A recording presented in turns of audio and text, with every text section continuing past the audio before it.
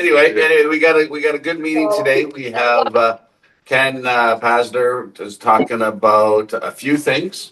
The Cowichan land deal in Richmond.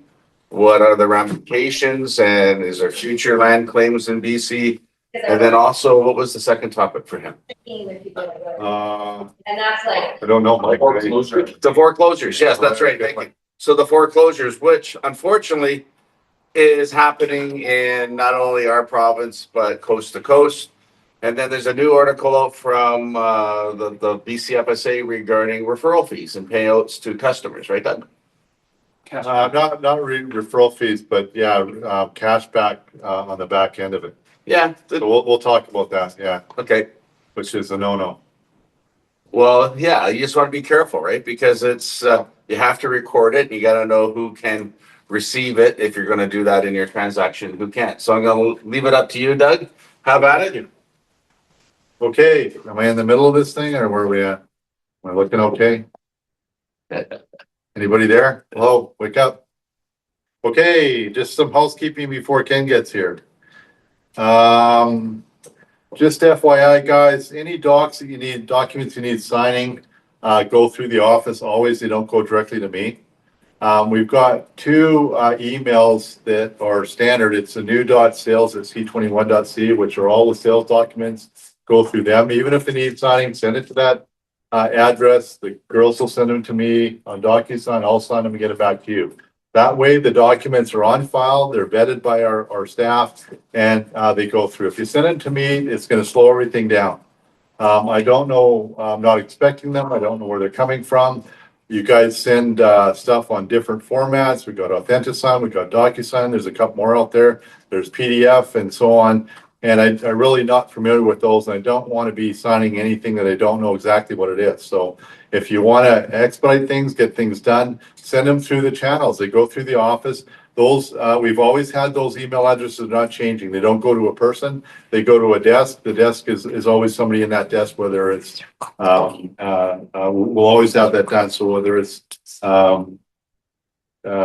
Daisy or so the address was our new.sales for Daisy. Yeah, it's new for sales. It's new.sales@c21.ca, and for listings, any listing information is new.listings@c21.ca. Those have always been the same. Ever since I've been here, I think Mike got those email addresses for him, and we've been kind of running with those. So stick to those addresses. It'll get to me. Don't worry about it. And I have a road. I check my messages from the office hourly. So it's only going to be an hour or so before your message gets back to you, or your documents get signed, the cancellation of a listing or the new listing or whatever it is. It'll get back to us, ASAP. By the way, regarding listings, if you're on agent load, make sure you're sending us all the documents, okay? We want a full set of documents, the title and so on and so forth, just as though you're sending it to the board. So in talks with the board, there may be revising your contract for agent load that says right in your contract you have to send that to us as well. But that's our office policy. If we get audited, I need to have those documents and show them to whoever, the auditor, to make sure that we have them there. So please make sure you're doing all of your stuff, sending it in your FinTrack stores, that kind of thing, going forward. Don't send it to me directly. Send it through the through the office, and you've got the addresses there. Again, we're going to talk about a little bit about deposits for your deals. That's either bank draft, wire transfer, EFT. Okay, no personal checks, no certified checks. Certified checks can be pulled back, so we don't want to deal with that at all. Our policy is it's bank draft, wire transfers only. Now, and also when you're doing a deposit, it's not when your client sends the deposit, it's when we receive the deposit. If that's late, that can change. If your client sends it on a Friday and it doesn't go through and we don't get it until the Tuesday or so, you may have to do a late deposit thing. The other thing on deposits is everybody forgets. They send their client into the bank to do their bank draft and send whatever, and the bank always charges $15. Well, the bank takes it out of the amount. So if you said you're going to have $100,000 in your contract, and your client goes in with $100,000, the bank will take 15 out of the $100,000. So you're going to only have 900 or $99,985. Good. And, Yeah. it still works once in a while. Well, it's fresh in the morning. Yeah, especially, yeah. Little bit of a struggle. Yeah, well, well, hey, when you ask for cash and you go to a cashier nowadays and they have to give you your change back, they have a hard time with that. Yeah. Anyway, that's the same deal. But guys, add the $15 on. We don't want to do it after the fact because the bottom line is your contract says that it'll be here on such and such a date. And usually what I put on my contracts, and this, you should probably put this in your custom clauses, within 1 business day of final subject removal, not within 24 hours. Because if you remove subjects on a Friday, it has to be here Saturday. If your bank's closed Saturday, then you're going to be late on your deposit and you have to get an amendment to, late deposits kind of thing. So save yourself the trouble. Add the $15. Tell your client, look, we need a minimum, we need a full amount of, 100 grand.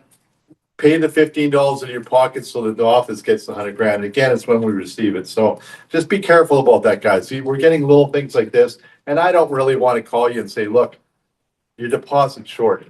You need $15, and you want to take it out of your pocket, but that's not the way it works. It should be coming from your client. You know what I mean? And that just causes all kinds of other problems going forward. So please make a note of that on your deposits going forward.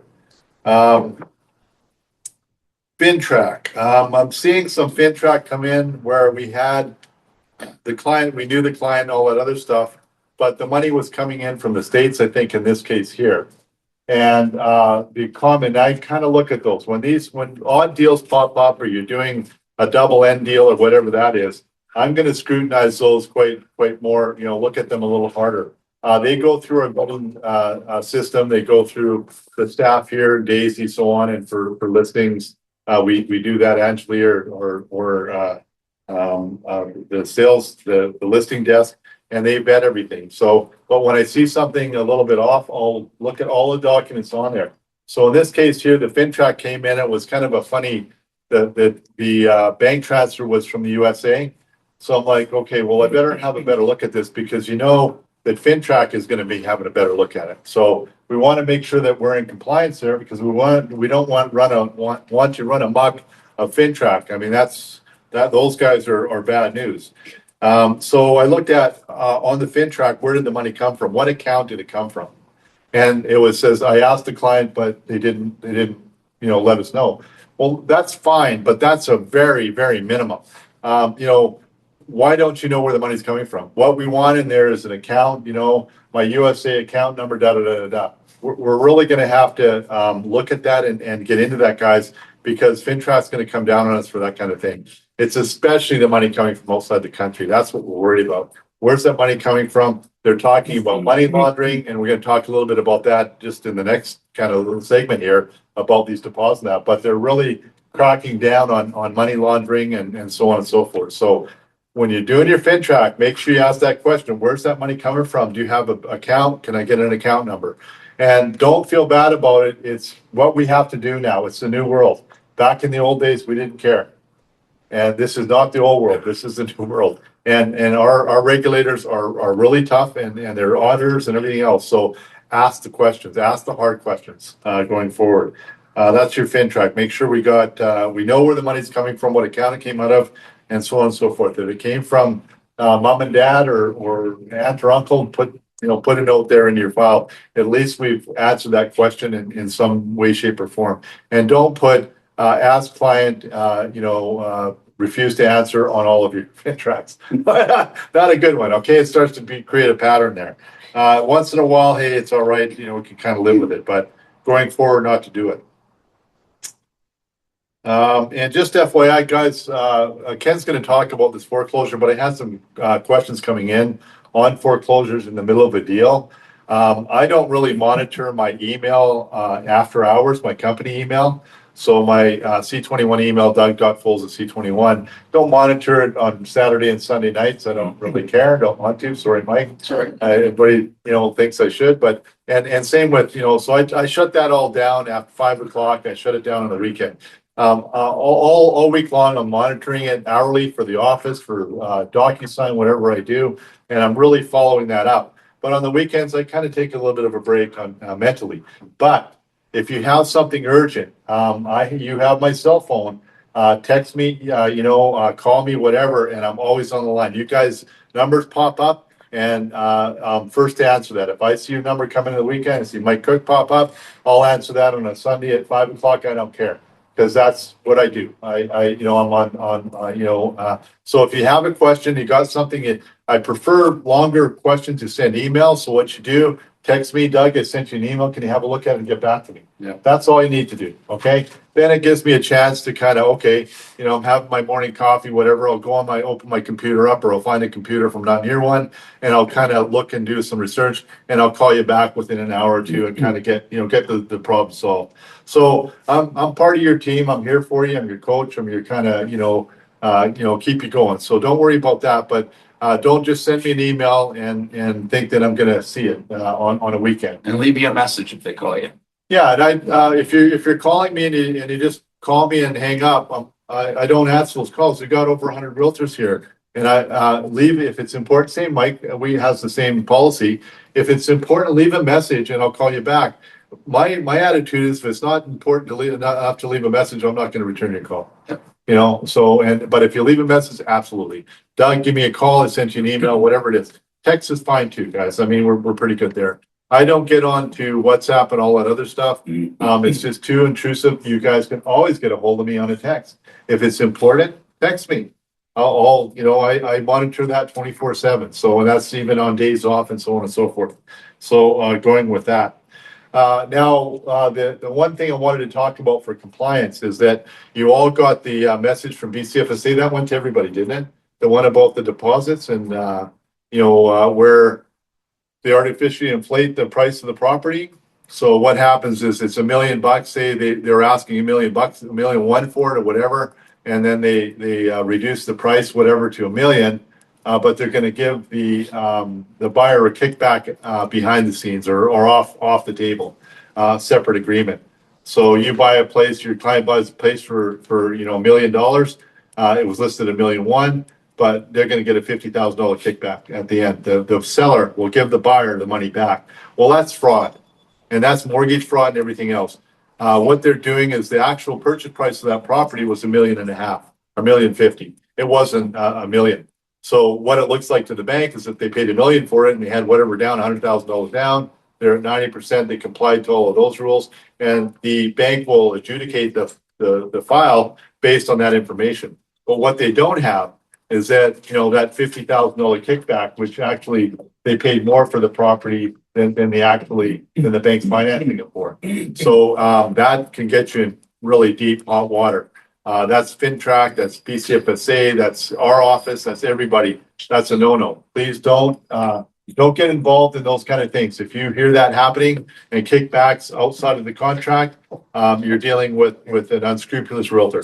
That's all there is to it. And it's our duty to report them as well. So be very careful about that.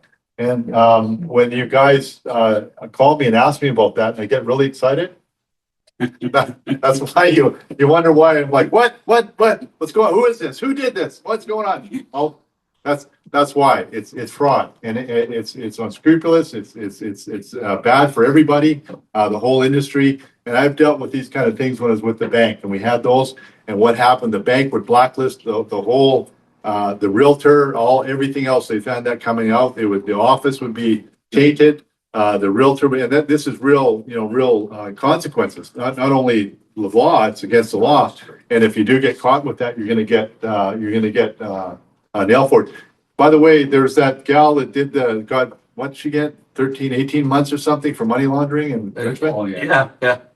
So I mean, there is some consequences that way if you're really bad. So careful about that, guys. These things are kind of going around now. The market is tough. Everybody's trying to, get an edge on it and trying to get through. So you're going to see more of these kind of things, popping up here and there. And you want to avoid them like the plague. They're just not anywhere we want to go, not anywhere Mike wants to go for his company. And Century 21, we don't want any part of it. We run a clean show here, and we don't want to be tainted with that. There's another one where the guy, what happened? So you're saying we shouldn't join Joe B. Realty? That's right. Yeah. Yes. Yeah, we're calling those guys right now, trying to get them over. But I had an application and then all of a sudden it disappeared. yeah, the story, well, they're disappearing off the board and everything there. Holy smokes, it's crazy. So, yeah, you're gonna see a little bit of that. We're having issues with developers and, not being able to complete their projects even when they're 90% done, foreclosure stuff like that. So it is getting tight out there and there's, that's gonna bring opportunities for the hardworking realtors, but it's also gonna, provide, there's gonna be some, people not able to close and so on and so forth, and people getting, a little desperate, if you will. So, and realtors as well. So On the dark web. on the dark web, yeah, on the dark side. That's about it. Want to watch out for that. That's about it. Okay. Got, Yeah, Ken's here too. yeah, good. All right. So, yeah, and speaking about pre-sales, guys, Heather and I have done this since '05. I haven't seen as many collapses in the market than we have this year. We're not seeing a ton, but we're seeing them. So if you have somebody that is interested in a pre-sale that's, it's a 2-3 year build, just make sure you check who the builder is. Go with the ones that are well-heeled, long in the tooth, that can afford to weather the storm. And if you have any questions, come and see us and we can vet it out for you as well. But just be cautious, right? Because you're the expert. It's your buyer that's giving you instructions, but it's up to you to do the extra homework rather than just looking in a fancy showroom type of thing. So without that, yeah. So any questions? Any questions? Any questions online? Okay, so Ken's here. We're gonna take a 5-minute break and then we'll get Ken to come up and take the floor from there. Yeah. So Ken's has graced us with his presence, best real estate lawyer that I know of in this city, and we're proud to have him at our side. He's talking about foreclosures, and the other topic is the Cowichan First Nations ruling that is being challenged in our province and ramifications about that. And is there any other things that we should be looking at as it pertains to private land versus reconciliation land, or whatever you want to call it? So Ken, I don't know how to explain it as well. Everyone, hope everyone's having a good day so far. Just a quick poll for you guys. If you rate your year this year for real estate, 1 to 10, what? 3, 5. 1, 6. 5. 1. It's new. You didn't want to say 0. Okay, well, we're about 6 in our firm too. So I mean, no one's having a great year, but I think you can only look upwards. There's the odd thing looks like it's glimmering and interest rates coming down a little bit. Maybe there'll be the odd deal the government actually approves to get it going, get the economy going. So anyway. From your lips, Ken. You got it. So anyway, Michael asked me to have a little chat with you guys about 2 things. Buying a foreclosure property. There's more foreclosures now on the market than there has been for quite a while. Foreclosure lawyers are pretty busy. So we're going to chat about this, and then we'll have a little chat about the Cowichan Tribes case. If you want to read these are like just summaries of some articles I wrote on LinkedIn. If you just go on LinkedIn, put in my name, you can actually see the 2 most recent articles. One's on foreclosures and one's on this Cowichan case. So the thing about a foreclosure, has anybody either acted on either side of a foreclosure, a sale or a purchase? No? Okay. So foreclosures are in BC, they're governed by the courts. Some other jurisdictions they're not, but here they are. So if a property goes into foreclosure, there's only one reason a property can ever go into foreclosure: when the person stops paying the mortgage. Anybody know what it is? Default. Yeah, there's a default, but then what's the consequence of the default? Eventually the bank says, okay, pay up. Yeah. So why doesn't the person just pay up? Sell his property. You want money? Yeah. Okay, they don't have money, but they have a property Yeah, why don't they sell it? because there's no equity in the property. Uh, Okay, so when you guys do a deal on a sale, the lawyer for the seller gets the money in, pays out the mortgage, and gives the rest of the money back to the seller. On a foreclosure, the mortgage is now worth more than the property value. Okay, so the seller generally doesn't have a bunch of spare money sitting around that he can top up the difference. It's the only way you can clear the titles with a court order. Okay, So the property then gets listed by the bank. They go to court and get an original order. They have to serve everyone. So there's a big thing about court process. You have to serve everybody. If there's a tenant in there, you serve the tenant. If there's an owner in there, you serve the owner. You serve everybody. I'm making a point of this because when we get to this Cowichan case, you're going to see that wasn't the case there. So that's a fundamental rule of court.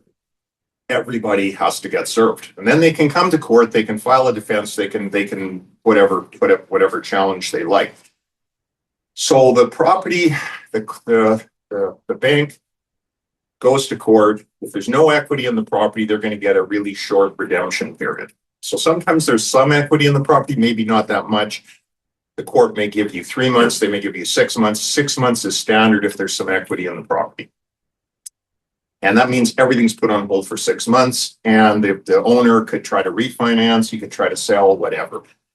But generally, that's not that often, because if there's equity in the property, generally just sell it yourself and just hire a realtor like you guys, put it up for sale, get the bottom barrel price and pay out the mortgage.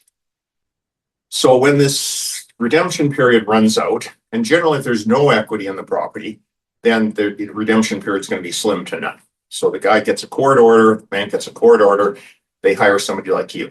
Okay, now, lots of times people come to us and say, well, how do we get on these foreclosure lists? Like, how can we get these bank foreclosures? You can't. Okay, because the bank has their own special lawyer, it's their own special realtor or group of realtors. They get all the listings. It's very, very difficult to get on that list.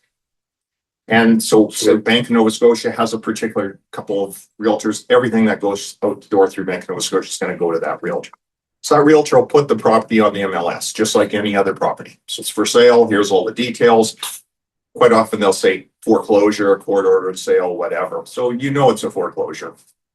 If you pull the title, you're going to see a CPL on the title. What is that? It's a certificate of pending litigation, and it's going to relate back to the bank, whichever bank is on the title.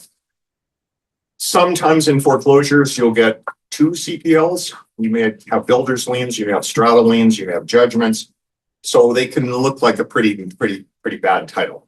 Bottom line is, so you come along with your client who says, oh, great, I'm going to get a deal. It's a foreclosure. Let's go look at the property. Now, sometimes the property is empty. Sometimes there's a tenant in it, and sometimes the owner's in it. So again, just like any other real estate deal, you can make an arrangement with the other realtor to get your client to come in and see it.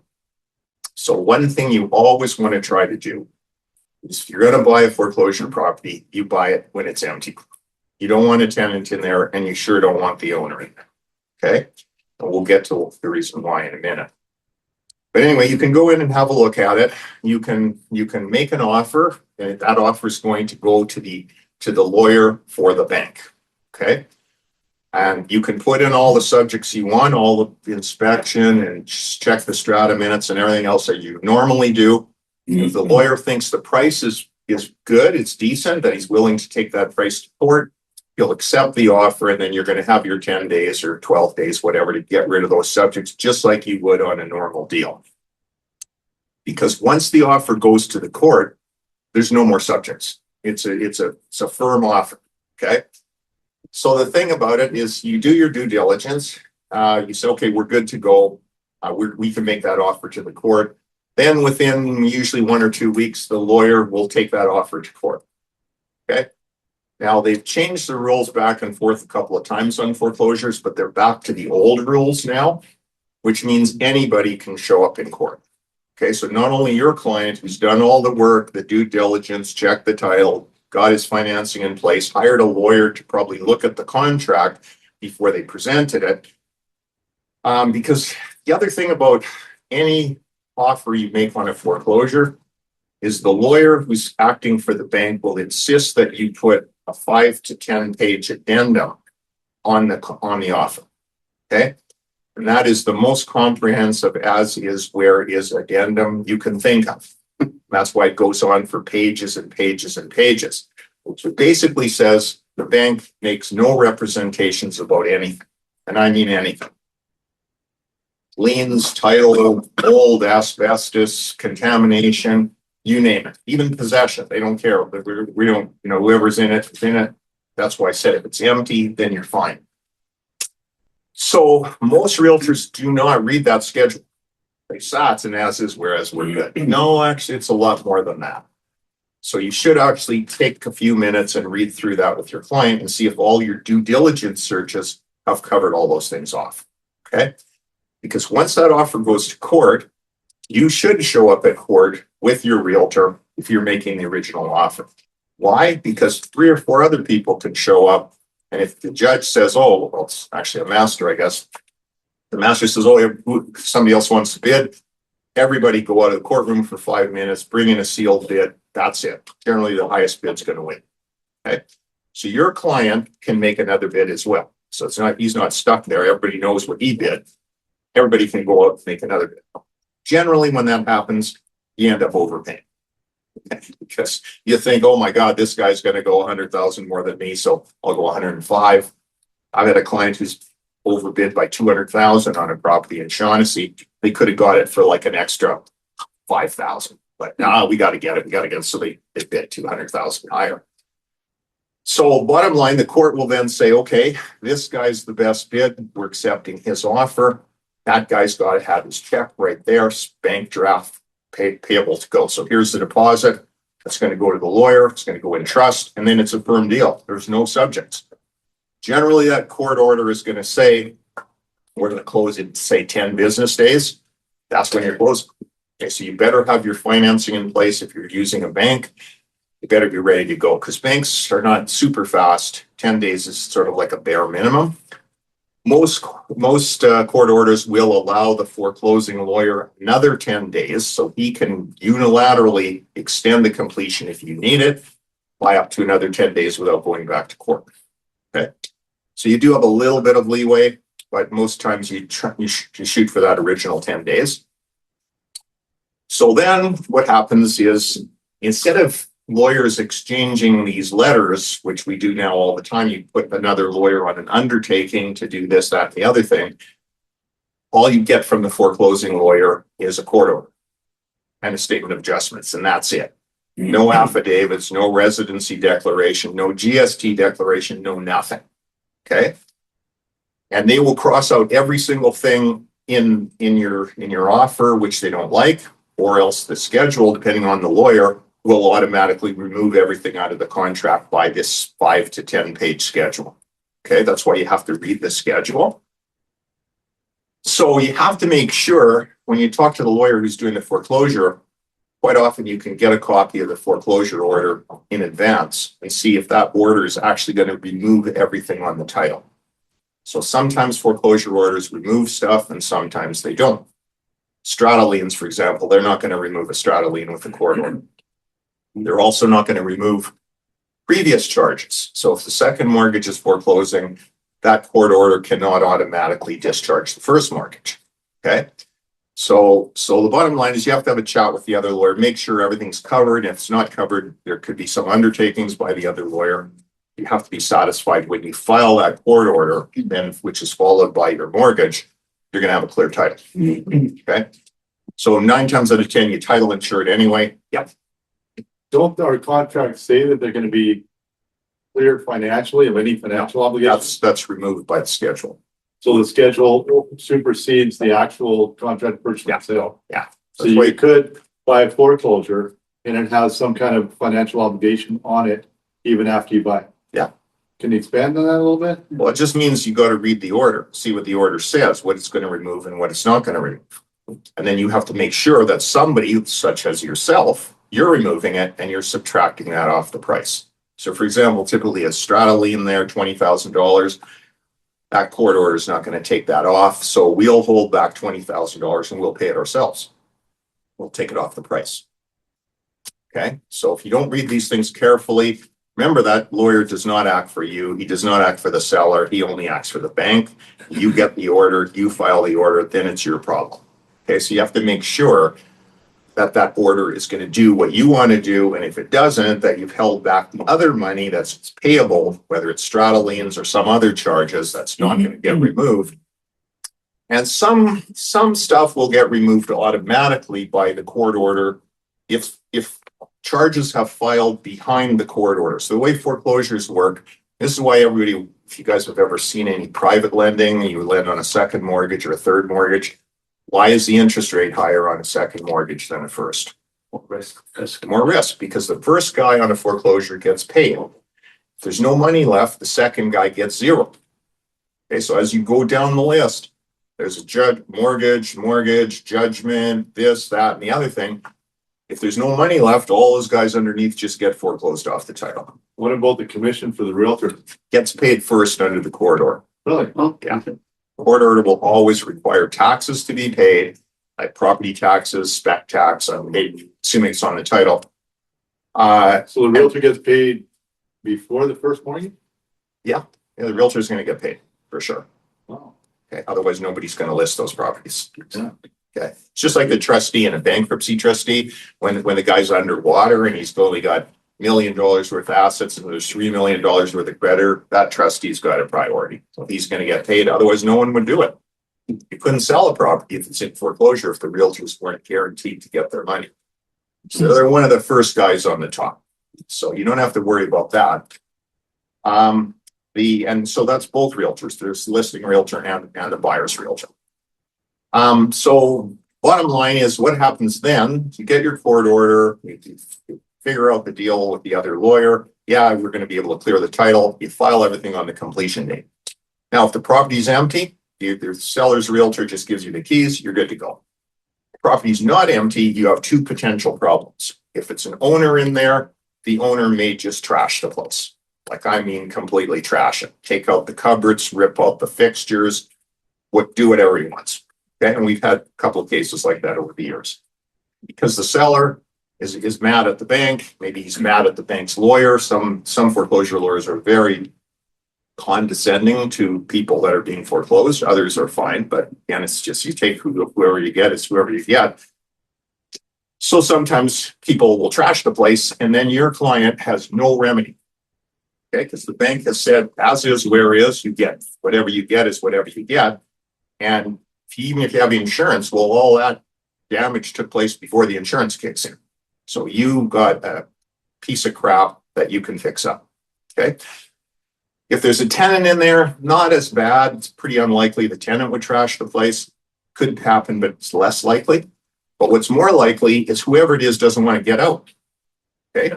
So then the court order will normally say that the seller will get a writ of possession. So they go to court, that can take a week or two. They go to court, get an order, again, serve everybody. Everybody gets still got to serve the guy in the property to say we're getting a writ of possession to get you out. So you get this writ of possession, the guy still doesn't want to get out.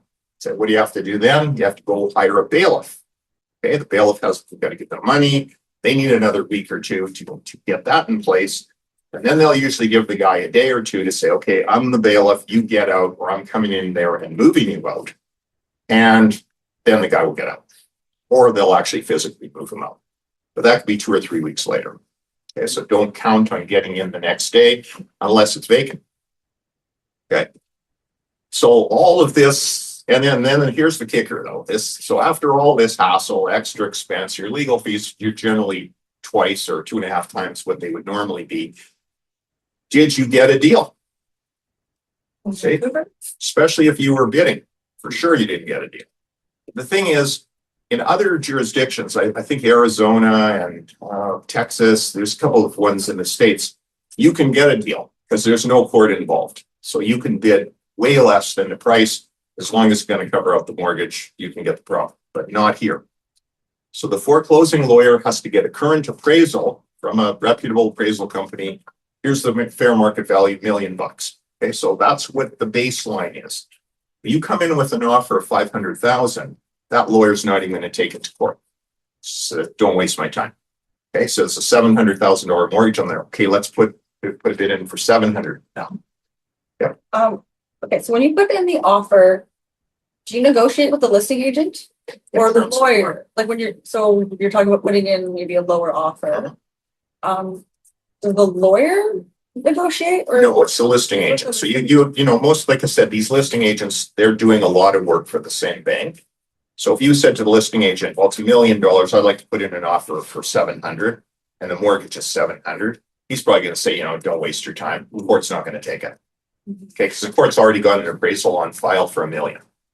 Okay, so the court has a sort of a duty to everybody. So to the owner, to the bank, to the what other charges are on the title, the court's going to try and get the best price. It doesn't always go for the appraised value, but they try to get it as close as possible. So maybe you come in at 900, yeah, they might take it. They might take it to court. Doesn't guarantee that the court's going to accept it, but it's in the ballpark. So when you get there and you finally buy it, did you really get a deal? With all these extra risks that could screw you up all along the way. Was it a deal? Not really. It's not that often you get a deal on a foreclosure in BC. But people think there is because, it's a distress sale, and not so much. If you could get a hold of the owner before it went into foreclosure, you might be able to get a deal. Okay, so you work out a deal with him. But once it's in foreclosure, not that likely because then, you've got the legal fees on top of that. That comes out of the mix. And so here's the thing about a foreclosure. Your property gets sold. The bank can still chase after the owner for the deficiency. Okay, so your property was $1 million. Your mortgage is $1.1 million. The property got sold for $950,000. There's $150,000 shortfall. They're going to still chase after the owner. The previous owner. Yeah, the previous owner. Yep. So that's the thing about a mortgage. It's still, they see when they get this first thing called an order nisi, they get an actual judgment against the owner for the full price.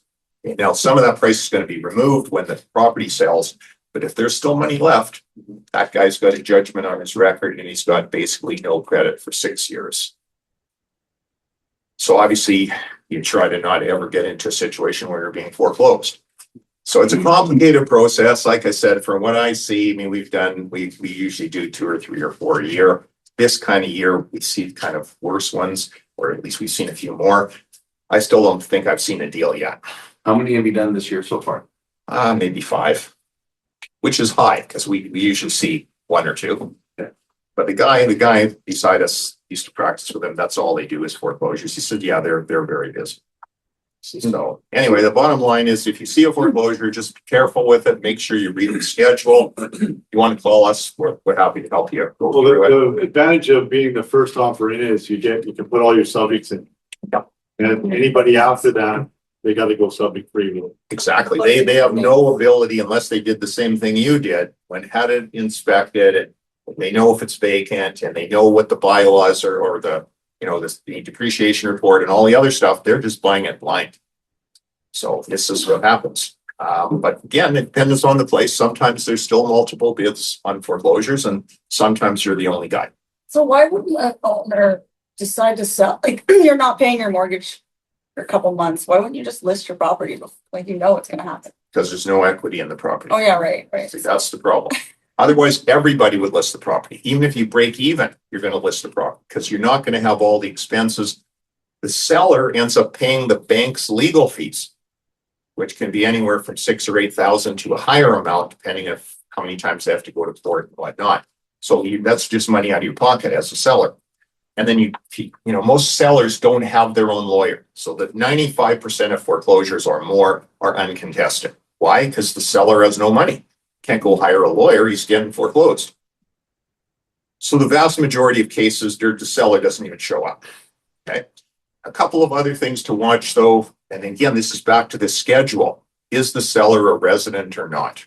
Has the seller left the country? How do you know? Well, it's difficult. So you ask the other agent. So what do they know about the seller? We've had a case just recently. The second one, the last 2 we did was in the same building, same seller, owned 2 or 3 condos in there, judgments and everything all over the title. And this guy, trying to figure out, okay, is this guy, because the properties were bought like 12, 14 years ago for like 300 grand. They're getting foreclosed at about 900 grand. So there's a big capital gain in there. So if the guy's a non-resident, who's going to pay that capital gain? Okay. He's gone. Money's gone. That's still a liability. How could there be capital gain if he's under foreclosure? Well, that's a good question because he's got a whole stack of stuff on the title because he's a developer and he's got judgments all over the place and they've just plastered stuff all over everything he owns. So it doesn't matter what he borrowed on it, it's what he sold that one. That's right. Okay. So the thing is, you have to be careful. The seller's lawyer, the foreclosing lawyer is very, very tight-lipped. They don't like giving out any information, and their argument is we don't have any. It's not our client. So CRA takes the position that the seller is the registered owner. BC courts have taken the position that the seller is the bank, but you want to fight with CRA, you got a bunch of money, you want to, take them on in court. No one has ever done that, at least on this issue. So you have to, if it's a non-resident seller, you still have to do the 25% holdback. So you have to do some due diligence. In this case, we found out the seller who lived in West Van in a $7 million property that was also in foreclosure and owned several towers and whatnot, all of they're in foreclosure. So bottom line is he's still here fighting it out. But that's something, just another thing that in a normal case, your seller is going to sign an affidavit saying that they're a resident or they're not. But in this case, there's no seller to sign it. Okay. So again, read the schedule. And most times That could be pretty dangerous because a lot of people don't offshore. If they're going underwater, they're just gonna leave. And then you go buy a foreclosure and you didn't anticipate the 25%. Right. You could be on the hook for 25% of the whatever the capital gain might be. you can still The CRA. you can still do a holdback with the other lawyer, but you've got to show that lawyer there's some reasonable prospect that this guy is no longer a resident. So for example, if they serve the documents on somebody in Hong Kong with the substitutional service order, that's a bit of a red flag that maybe the guy doesn't live here. The other hand, if they serve the guy in the property, 2 months ago, that's at least an indication that he's probably still Wouldn't here. that be up to the listing lawyer or the lawyer representing the bank to disclose that? No, because the schedule says we're not disclosing anything. So it could screw you on. Well, there's been a case, actually, again, if you read my article on LinkedIn, there's a $600,000 judgment that somebody got stuck with. It was on a court-ordered sale, but it wasn't a foreclosure. It was a Court Order Enforcement Act. And the notary acting on it didn't make the proper inquiries, and they got stuck with their client got stuck with a $600,000 capital gain tax. Does the notary have E&O? Yeah.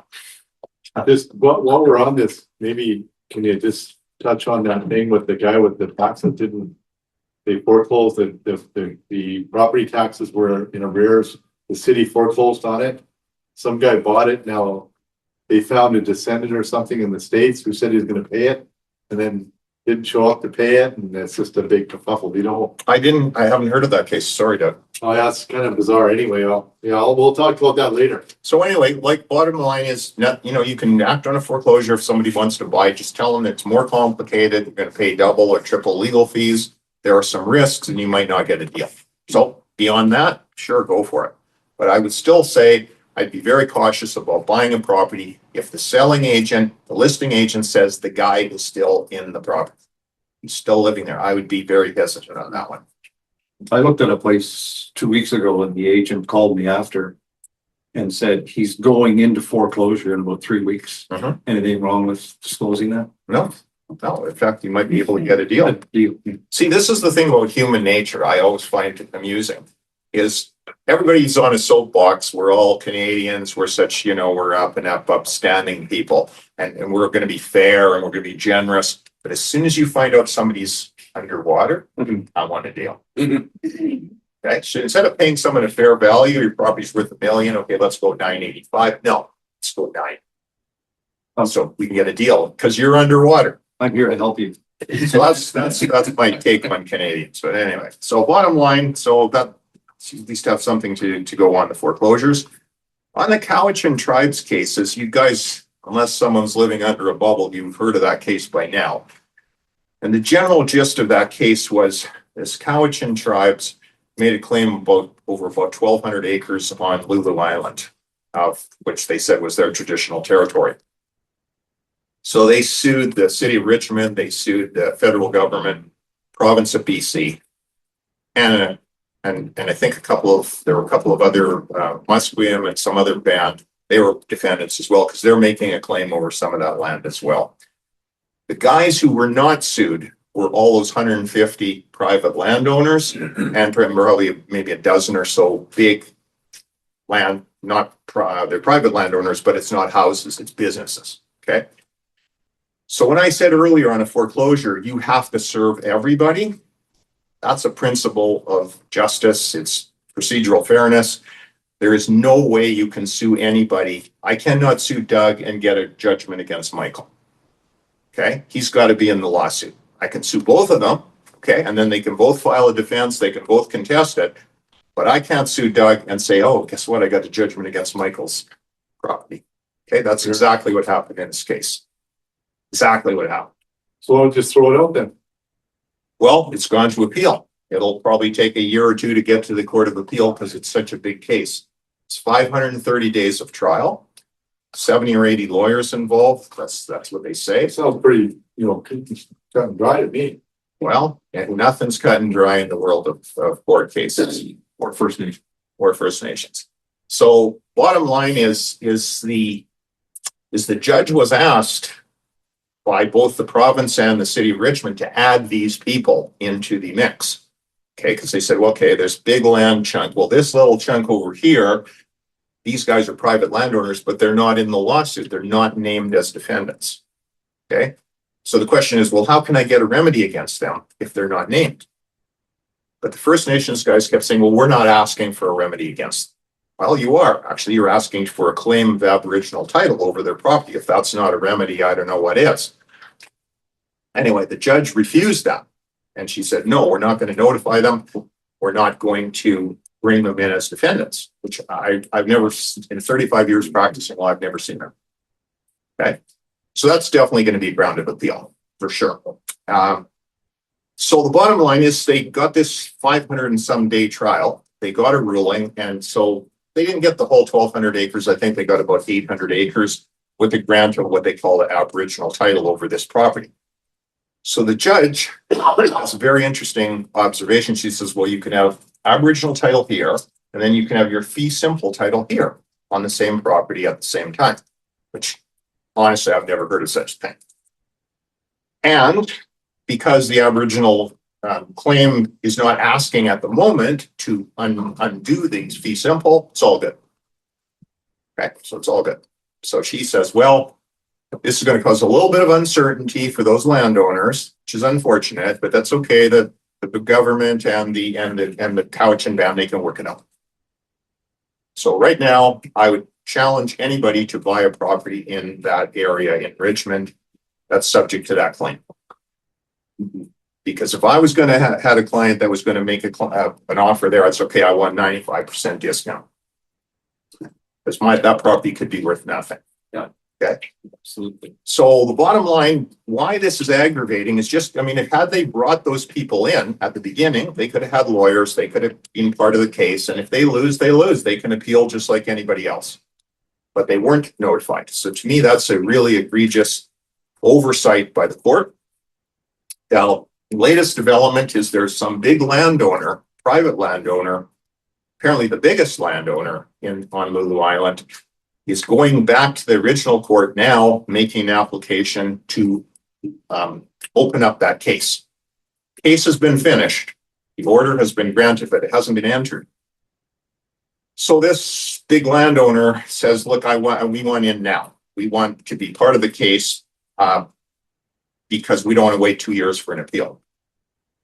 So when this thing finally gets to the Court of Appeal, I suspect the Court of Appeal will kick that thing out as far as the private landowners because they weren't served. It would be completely unfair to them. But that could be a year from now, could be 2 years from now. Okay. And it's still going to be tens of millions of dollars because the transcripts on that thing must run into the hundreds of thousands of dollars. So everybody's going to get to make their submissions to the Court of Appeal because everybody is appealing.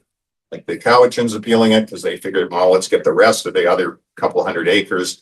The Musqueams, the other Indian band, they're appealing at the feds or appealing at the province. So now the private guys are going to, there's at least one of them is saying, well, we don't even want to wait for the appeal. We want to hear it now. Like we want to get into the case now before the judgment's entered. Okay. Which is, I mean, it happens once in a while, not often, but this particular case, the judgment was suspended for 18 months so that supposedly the First Nation group and the government can work out a deal in 18 months, which they haven't worked out in about 100 years. but they're gonna do this in 18 months. So, the bottom line is I suspect that all these private owned landowners will all get together, maybe with this one big developer kind of character. And if they don't get to open up the case now, they should be granted what they call intervenor status, which means that a party gets to come into the lawsuit and make submissions, even though they're not a party. Like they just show up, and a court says, well, if you have something valid to say, and you also have an interest in the property, we can let you come in and put your 2 bits in, even though you're not part of the case. So that would be my thinking. If they don't get to open up the original case, the Court of Appeal would allow them to jump in at the appeal level. And their first argument will be, we didn't even get served. So why would there be a judgment against us? And if I was guessing, I'd say the Court of Appeal would cut that area right out and say that's off the table. There's no ruling to that area at all. We're done. Now let's carry on with the regular appeal. But even having said that, whatever happens, it's going to the Supreme Court after that. That's my view. Such a big case. Yeah. So that could be another 2-3 I years. understand we have the torrent system. Mhm. Why would the individual owners have to foot the bill on the lawsuit when it's not their fault? They didn't do anything. It's a torrent system that should be protecting itself, and whoever is responsible for that, the government that made it and put it out there, they should be defending what they're doing with the owners. That's all of us everywhere in all of BC anyway. I don't know where the torrent system is, but it's not in Alberta. Is that right? Yeah, it's in Alberta, it's in Ontario, it's in most of So I Canada. mean, whoever's responsible for that ought to be defending what they're selling us. Well, so the thing is, yes and no. So yeah, the province claims every day on the radio or on the TV that they're defending private property ownership. The feds say the same thing.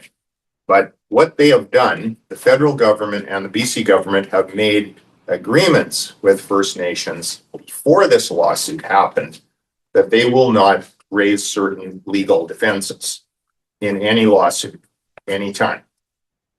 So in other words, like, I'm going to play tennis with you, but I'm going to tie one hand behind my back. Now let's play. So they've made this agreement with First Nations, both the province and the federal government, and certain arguments were not made in this case.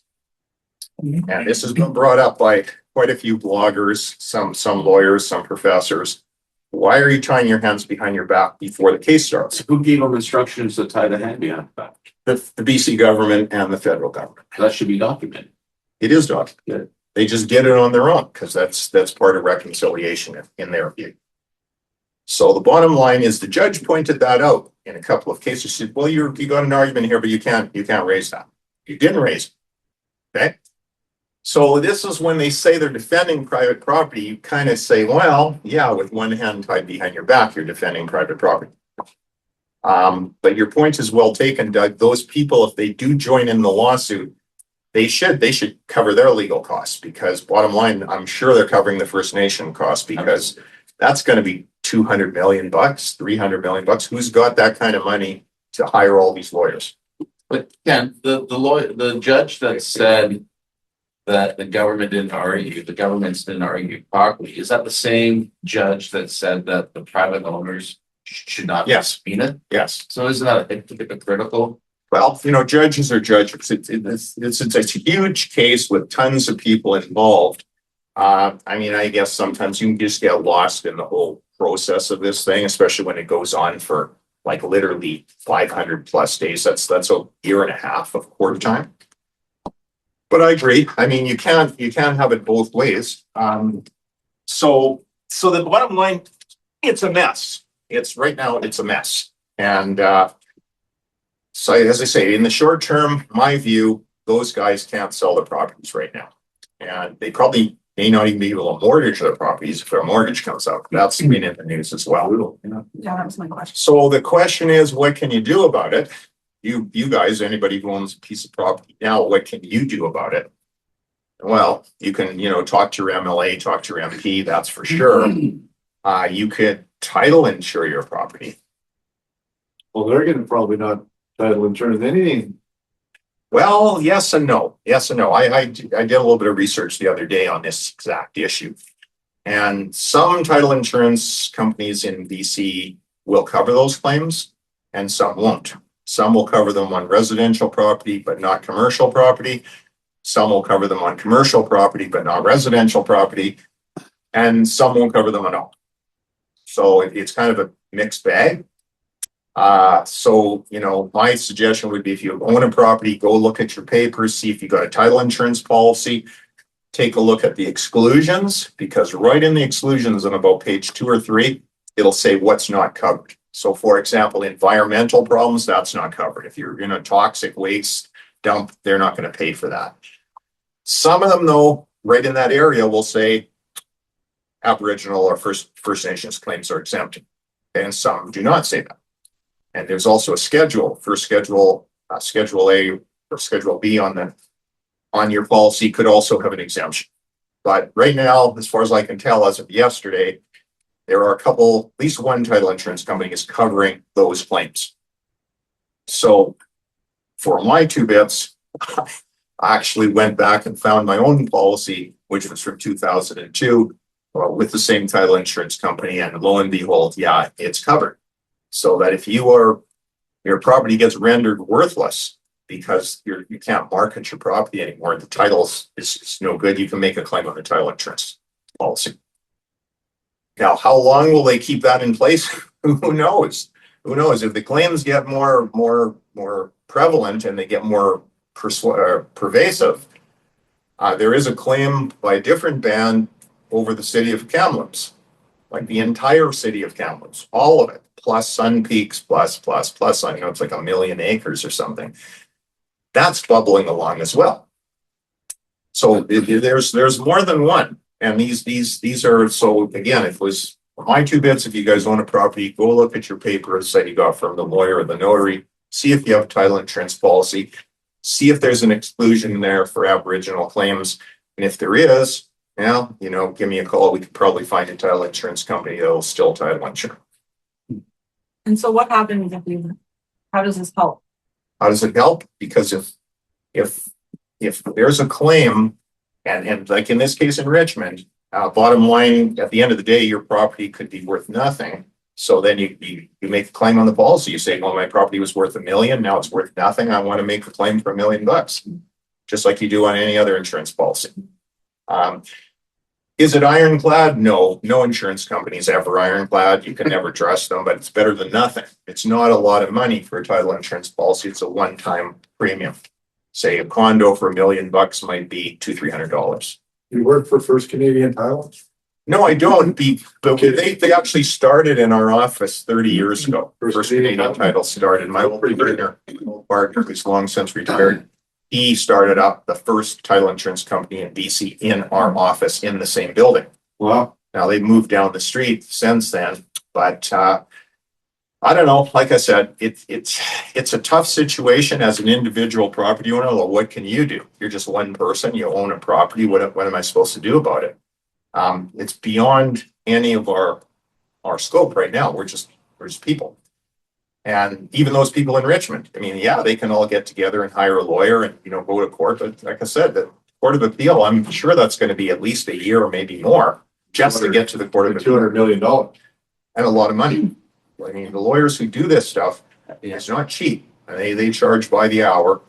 And so to appeal a case like that's going to be a good chunk of change. And I agree with you. The Torrens system says that you have indefeasible title. That's section 23. And there's about 10 exceptions there to indefeasible title. So for example, taxes, you can't get away and just say, I own the property, I'm not paying taxes. You could get expropriated if you're on some, you know, thoroughfare or something, but you get paid for that. You then just take your money. So there's about 10 of these things. Aboriginal title is not one of them. Okay, there is no exemption for Aboriginal title. So the interesting thing is, in Section 35 of the Constitution Act, Aboriginal rights are protected, but property rights are not protected. So apparently when Trudeau was doing this in 82, it was just the other way around. Property rights were supposed to go in. There was no mention of Aboriginal title. And before they put it into law, they switched it around. They took out private property rights and they put in Aboriginal title rights for Aboriginal claims. Well, can the government change it back? They can, but it's a huge, it's a massive undertaking to change the constitution because you need so many consents from different provinces and it could be done, yes, but will it be done? I doubt. Sounds like it's worth it. It would be worth it. In fact, some people are advocating that section 35 be changed back to the way it was planned to be done in the first place. So anyway, that's my take on the Cowichan case. I mean, I think it'll be appealed. I think it'll kick it out for the private property owners, but you never know. I mean, the courts, that's why, there's an old saying that a bad settlement is better than a good lawsuit because you never know what the result of the lawsuit is. There's no such thing as a sure thing in law. Because one court may say this and another court doesn't agree, and you could go to the Supreme Court of Canada, it could be a 5-4. There's 9 judges on the Supreme Court of Canada. It could be 5-4. So 4 of them say yes, 5 of them say no. That's it's no. That's how close some of these things can be. So that's why I say if you can avoid going to court, you do it. But the governments, like the BC government, for example, supposedly they've been negotiating this stuff for decades. Well, where's all the treaties here in BC? So only a couple. So this is the problem is you say, well, it's a government problem. And then these guys get fed up and they go to court. Say, okay, we've been negotiating for 20 years, 30 years, 40 years. We're not getting anywhere. We're going to court. So the government's dropped the ball. And, you know what I think of government, guys. So it's not that's a surprise. But anyway, having said that, it is what it is. That's the circumstance. So that's my 2 bits. If you check your own titles, if you guys have got your own properties, see if you got title insurance, that's at least something. Question. Thank you. Questions? Question on Zoom. What insurance company are you with? I'm not with any insurance company. We're a private law firm. Well, okay. Karen Holden. Okay, go. Hey, Ken? Any other questions for Ken? Okay, thanks, guys. Ken, you always liked my day.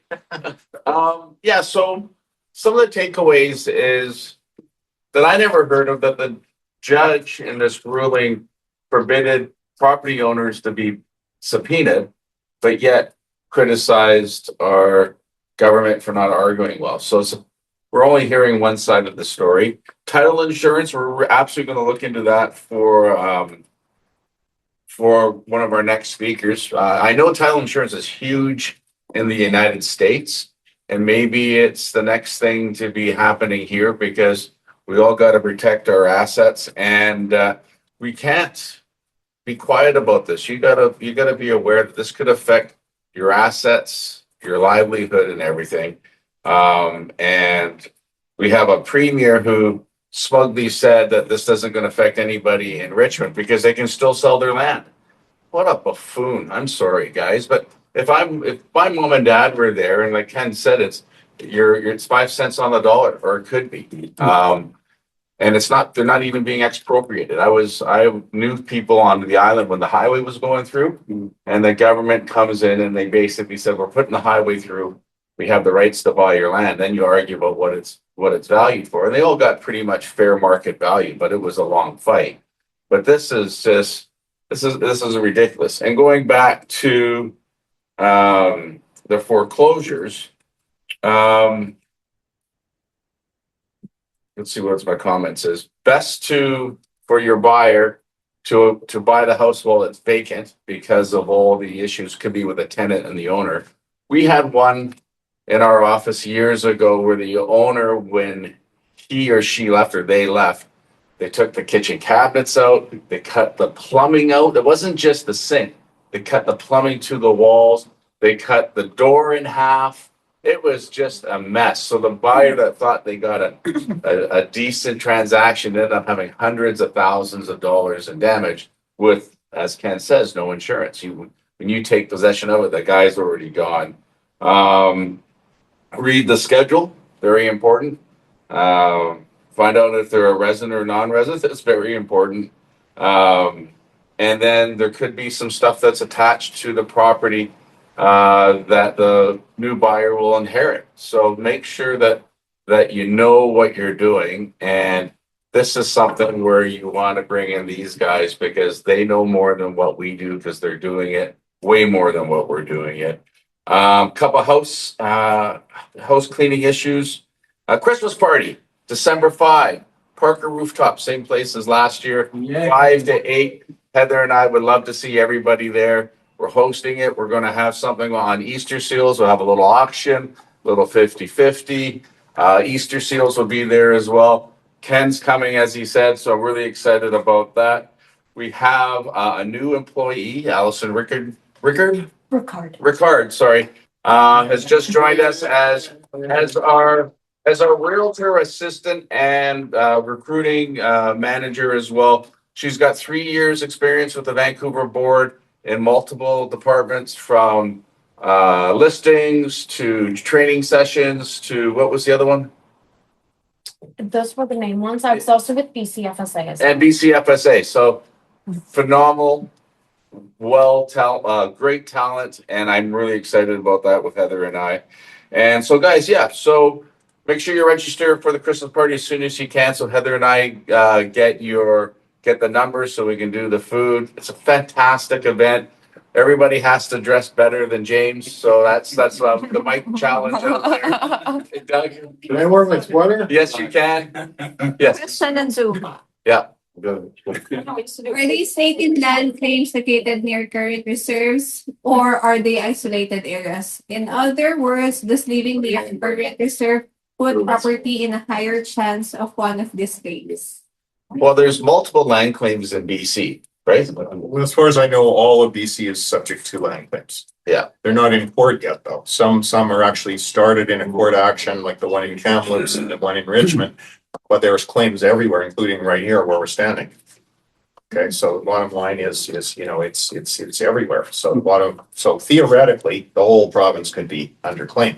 But right now there's claims, but most of them are not into the courts. And one of the MLAs asked the premier, she said, well, okay, we know about Kamloops, now we know about Richmond. What else is there?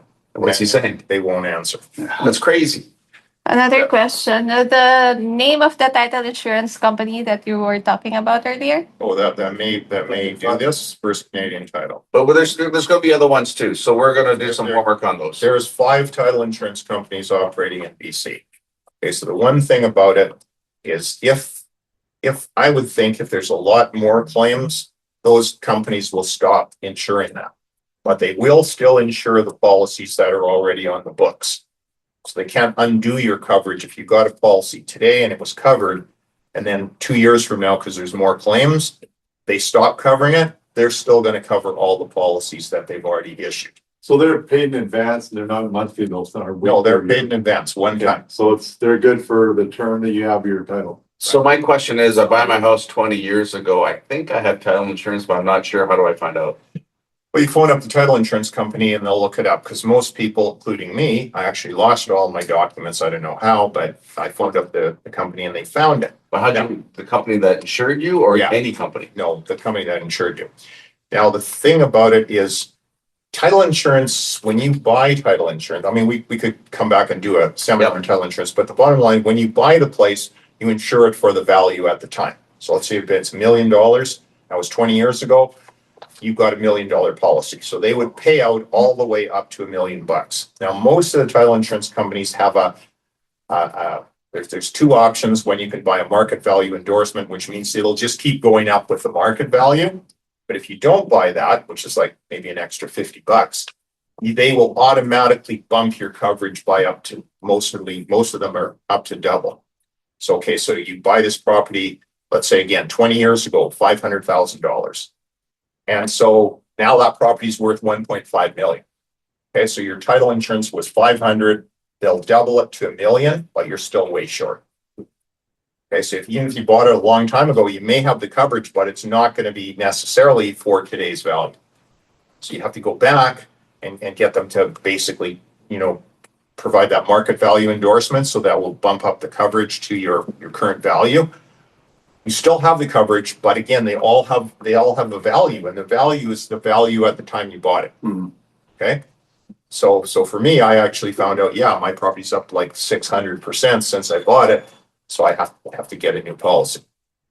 So the bottom line is, just check. It's just one thing. Is it the be all end all? No, but you've worked hard to buy a property. You may still have a mortgage on your property, and you want to at least take whatever protections you can. So question is, you buy your house 20 years ago, you think you have title insurance, but you don't know who you bought the insurance from.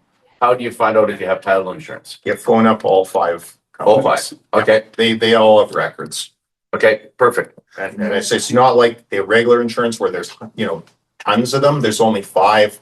Chances are it's First Canadian Title or Stewart Title. They do the vast majority of title insurance in BC, although there's three other companies. Question. Question from Zoom. GST relief for first-time home buyers. Did that bill get passed? I understand it was pending with new developments. I don't think it's passed, but it will be passed because the Conservatives support it and the Liberals support it. It was supposed to be passed in September. I don't see why it wouldn't get passed. So what's happened now, when you buy a new property, you still have to pay the GST. But once that's passed, you can apply to get it back from the feds. But right now, the developers are still collecting it because as far as I know, at least as of last week, that thing wasn't passed yet.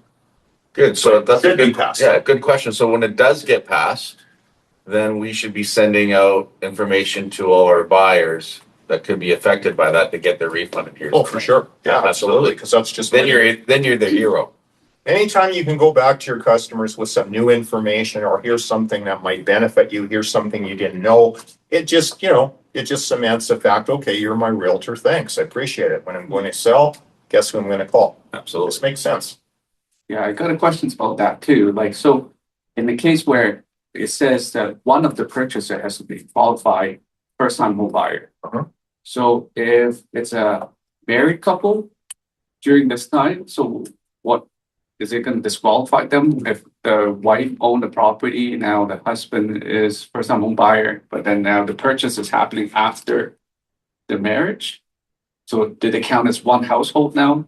Is it going to disqualify them? Okay, so you mean you bought it and then they got married and now there's two of them? Yeah, let's say, yes, they got married and then they bought the property, Okay, right? Now, even the husband is a first-time home buyer, right? The wife is not. Right. So do they still qualify? well, I don't know if they would qualify, probably one of them would qualify because they're still a first-time buyer, but there's some funny rules in this GST thing. For example, if that couple was living together for, I think it's the last 4 years, and one of them owned a property that they were living in, like say the wife, Yep. this guy's not going to be qualified as a first-time buyer, even though he is a first-time buyer. So this is the problem why it's so confusing. There's one set of rules for that program. There's a different set of rules for the property transfer tax for BC. Yep. There's a different set of rules for the BC anti-flipping tax. There's a different set of rules for the federal legislation. So what's a first-time buyer? There's 4 different definitions. So whenever you say to somebody, you're going to be a first-time buyer, you're going to get your GST back, you have to be careful because which one of these things are you looking at? And they each have different rules. Yeah. So you have to look at that rule and say, okay, under your circumstances, what appears to be a first-time buyer would be a first-time buyer for property transfer tax purposes. You're not for this GST rebate. So just to make things just more complicated. Under PTT, property transfer tax question. So if they own property elsewhere in the world, that was investment and not primary residence, could they qualify? Yes, you're still a first-time buyer if you've never owned a property anywhere in the world that you've lived in as a residence. You can have 20 investment properties that you've never lived in, you're still a first-time buyer. Okay, so as soon as you live in one, then you're done. So that could be in a different province, could be in a different country, doesn't really matter. But yeah, investment property does not qualify, does not undo your status as a first-time buyer. All right, that's pretty informative. Okay, thanks, guys. Thanks, guys. And it's time.